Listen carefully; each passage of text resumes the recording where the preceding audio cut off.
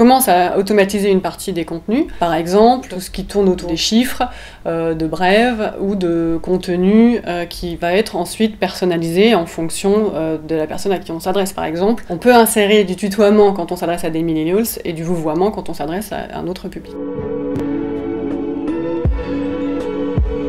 Alors la data en amont, elle nous sert à bien identifier les clusters d'audience, les thématiques qui intéressent les différentes audiences, et donc du coup à organiser ces clusters en fonction des thématiques et de construire des stratégies éditoriales qui ne sont plus uniquement sur de l'intuitif, mais sur des faits réels, des données que l'on croise ensuite avec l'ADN de la marque et les objectifs, les KPIs, enfin, etc., etc. Donc ça, c'est en amont de la production. Et ensuite, la donnée, c'est la technologie qui nous permet de suivre la performance des contenus pour mieux connaître la manière dont les audiences consomment le contenu que l'on produit et réadapter au fur et à mesure les contenus qui sont produits.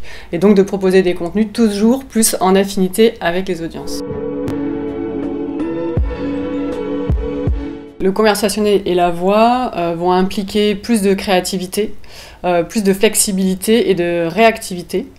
Et aussi vont avoir un impact sur la manière dont on conçoit les contenus et amèneront de nouveaux profils dans les agences.